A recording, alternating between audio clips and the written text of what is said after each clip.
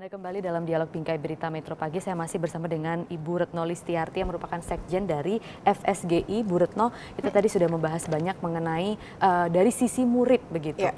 Nah, sekarang dari sisi para guru sendiri, bagaimana kesiapannya menurut Ibu dengan wacana yang diterapkan nantinya kalau memang akan terwujud begitu? Ya. Sebenarnya kemarin itu kan udah ramai ya di grup WA tentang itu ya, tentang apa wacana ini ya. Jadi waktu itu udah diposting sebenarnya di mana-mana gitu. Nah, pertama saya tanya sebenarnya kepada murid-murid gitu, kalau ini dilaksanakan gimana? Itu nggak usah pakai pikir ya, murid-murid langsung reaksinya tuh, ngapain ini, udah penolakannya tuh begitu tinggi ya, defensif sekali. Yang kedua di grup WA guru-guru gitu ya, kan ada beberapa ya, misalnya guru mata pelajaran, apakah kita tuh punya grup-grup gitu ya. Mereka juga rata-rata memang melakukan penolakan gitu ya, karena ya memang sudah merasakan sekarang aja kondisi sekarang saya sudah sangat jenuh gitu ya. Dan kalau itu kemudian akan diterapkan dengan cara full day hingga jam 5 misalnya, itu berat gitu. Jadi guru-guru sendiri persiapannya tentu berarti gini ya. Jadi yang dipersiapkan itu sebenarnya guru juga. Kalau Pak Menteri ingin mencegah terjadinya paham-paham radikalisme dan lain-lain misalnya di negeri ini, itu yang harus juga dididik kan orang tua, bukan cuma anak gitu. Nah, ini kan akhirnya untuk mencegah semua yang negatif, anak dimasukkan kandang istilahnya ya, hingga jam 5. Dan itu akhirnya menjadi beban guru. Dan banyak kekerasan di sekolah itu terjadi justru di sekolah ada. Riset sudah membuktikan beberapa. Riset yang terakhir di 2014, 7 dari 10 anak Indonesia mengaku pernah mengalami kekerasan di sekolah. Uniknya mereka tidak pernah melaporkan ke orang dewasa. Kenapa?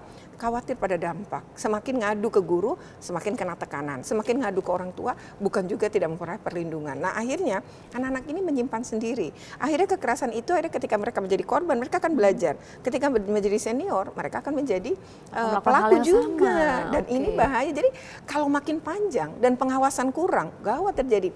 Di DKI saja beberapa kasus 2 tahun terakhir itu kan mengalami, misalnya almarhum Ringo ya, dia meninggal di sekolah gitu. Maksudnya dia meninggal karena dipukul ke kelas ya, walau sempat masuk rumah sakit kemudian meninggal. Yang satu juga meninggal di wilayah Jakarta Barat ya, di SD 07 berapa itu, Kebayoran Lama, itu juga mengalami hal yang sama. Artinya sekolah SD saja sudah terjadi kekerasan, dan ini akibat apa? Pantauan yang kurang kan.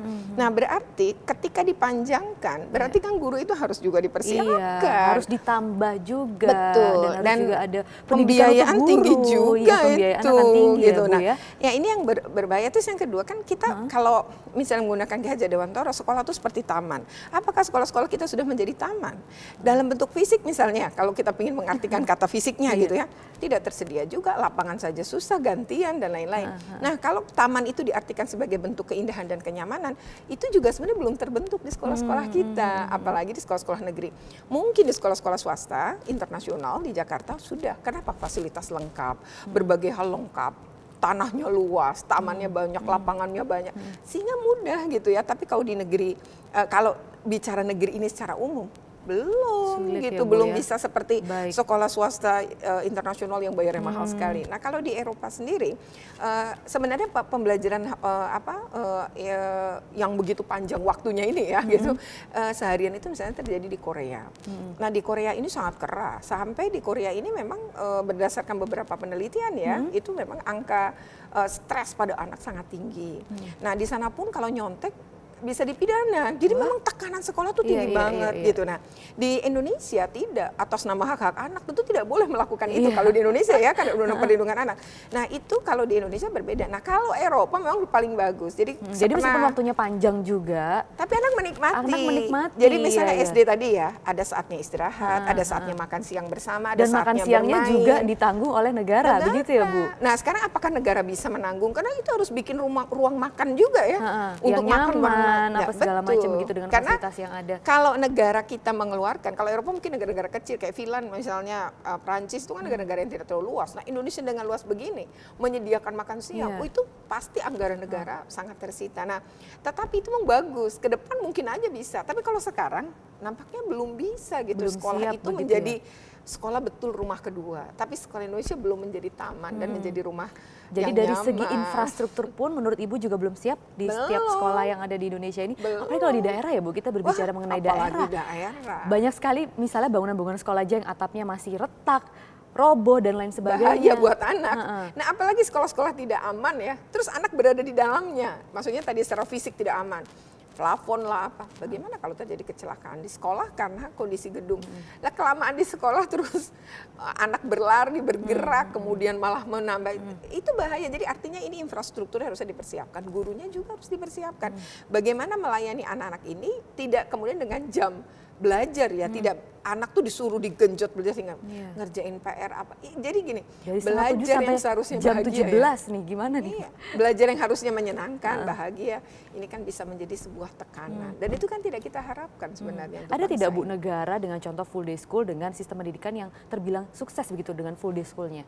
Mungkin beberapa negara Eropa sudah mencontohkan itu ya, tapi dengan syarat Eropa itu kan tadi ya tidak terlalu pagi juga jam 8. Mungkin karena di sana juga matahari belum tampak ya kalau belum jam 8 gitu ya. Tapi di Indonesia karena kita negara tropis emang jam 6 juga sudah matahari sudah muncul ya. Tapi kalau kita bicara tentang istirahat anak, jadi anak itu berdasarkan penelitian, tapi saya lupa ya penelitiannya dari mana. Tapi mungkin bisa di browsing juga, itu ada menyatakan begini, ketika anak kekurangan istirahat 1 jam, maka sebenarnya ada fungsi otak dia yang mundur gitu ya, mundur kemampuannya gitu. Jadi memang istirahat itu penting bagi anak-anak, apalagi usia kelas 1, kelas 2, kelas 3. Anak secara keseluruhan, pokoknya usia di bawah 18 tahun itu butuh istirahat yang cukup. Saya sering ngelihatnya kalau berangkat pagi gitu ya, ada anak-anak yang diantar orang tuanya dengan motor, itu mereka sambil tidur loh di motor. Karena mungkin memang bangun terlalu pagi, kelelahan, terus masih ngantuk, pada naik motor. Itu kan sebenarnya bahaya ya, banyak bahaya yang mengancam anak-anak. Menuju sekolah, juga di sekolah, belum tentu menjamin juga. Dan kalau misalnya tadi Bu sudah menyinggung sedikit kondisi yang masyarakat di daerah, mungkin jauh berbeda dengan kondisi masyarakat di kota-kota besar begitu Bu. Kalau di kota-kota besar mungkin kedua orang tuanya bekerja sampai sore dan lain sebagainya. Kalau di daerah tidak seperti itu kan Bu? Betul, kayak misalnya mayoritas ya misalnya bertani gitu ya atau nelayan atau mereka kan tidak punya jam kerja seperti orang perkotaan gitu. Kadang kita kerja pulang misalnya jam 5, belum itu kita nyampe rumah. Dan tidak semua di kota-kota besar juga kerjanya orang tuanya seharian begitu kan Bu? Dan kebanyakan juga kan orang tuanya misalnya beda kota ya, kerja di Jakarta, rumahnya di pinggir kota. Jadi malah akan mengurangi komunikasi dengan anak. Interaksi. Dan anak kan udah kelelahan, nyampe rumah dia mandi, istirahat, terus dia tidur gitu. Kapan komunikasi? Besok pagi, anak sudah berangkat lagi, orang tua juga berangkat bekerja, akibatnya kan tidak ada interaksi. Jadi menurut saya sih ini justru merampas hak interaksi antara anak dengan orang tua. Apalagi anak juga punya hobi biasanya di luar, misalnya les musik, begitu melukis, ekstrakurikuler lain di luar pelajaran sekolah. Ya malah itu yang harusnya didorong ya. Tapi sekolah-sekolah kita juga belum siap sih kalau misalnya tapi memilih Pak Menteri kita di guru. mewacanakan tadi kan ngajinya di sekolah aja, kan ada ekstrakurikuler biasanya kan ngaji. Melukis atau musik begitu. Bisa tidak Bu itu dipindah di sekolah? Bisa, tapi memaksakan ya. Dan tidak akan siap secara guru maupun secara fasilitas. Biarlah itu pilihan. Karena kan tidak semua anak suka musik, tidak semua anak suka itu. Jadi biarlah itu menjadi pilihan mereka gitu. Kalau sekolah kemudian memfasilitasi. Kayak saya dulu pernah gitu ya menjadi guru di sekolah swasta. Itunya diving misalnya. Kan itu olahraga mahal gitu. Tapi kan memang ada yang menyukai. Terus bahkan ada yang kuda ya, berkuda gitu ya. Memang macam-macam gitu. Ada yang salsa gitu. Jadi itu kan ketika dibuka pilihan ternyata banyak gitu. Tapi belum tentu loh sekolah bisa menyediakan. Baik, gitu. terakhir Bu. Jadi intinya ini memungkinkan tidak diimplementasikan sekarang di Indonesia? Sangat tidak memungkinkan. Atau dalam waktu dekat? Enggak. Bahkan menurut saya 2 periode menteri aja belum tentu bisa menyiapkan seluruh fasilitas itu. Yang paling penting sebenarnya saya berharap sih Pak Menteri itu fokus pada pembangunan kapasitas guru.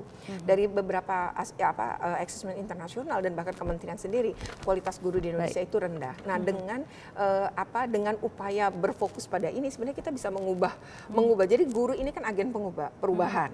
Dan guru itu tergantung betul murid itu kepada guru di Indonesia itu ya. Jadi misalnya membaca, kalau guru suka membaca dan menulis akan menularkan mendorong pada anaknya. Nah, karena Indonesia ini termasuk kondisinya adalah budaya bacanya rendah. Kita tragedi 0 buku loh. Anak Indonesia hanya membaca 27 halaman buku dalam 365 hari. Berarti 1 halaman dibaca 14 hari. Ini kita bicara buku referensi ya. Nah, akibatnya tidak ada buku yang dicetak 27 halaman kan, minimal 50. Akhirnya anak Indonesia itu tragedi 0 buku. Dan kalau ini kemudian tercipta kenapa? Karena budaya dan kondisi di sekolah tidak mendorong budaya baca. Nah, justru yang harus dilakukan itu karena membaca jendela dunia Dengan membaca kita bisa menulis, dengan menulis dan bisa membaca kita bisa bicara secara sistematis, dan ini akan mendorong anak-anak punya prestasi yang lain. Nah, jadi lebih baik fokus ke sana daripada fokus mendidik anak-anak kita di sekolah lebih lama ya, dan sementara infrastruktur tidak siap, guru tidak siap. Lebih baik berfokus mengurus guru, karena guru ini betul-betul ujung tombak perubahan. Betul sekali. Ibu Retno Listiarti, terima kasih Sama-sama. untuk dialognya pada pagi hari ini, dan pemirsa tetaplah bersama kami karena Metro Pagi masih akan kembali dengan sejumlah informasi lain selepas jeda berikut.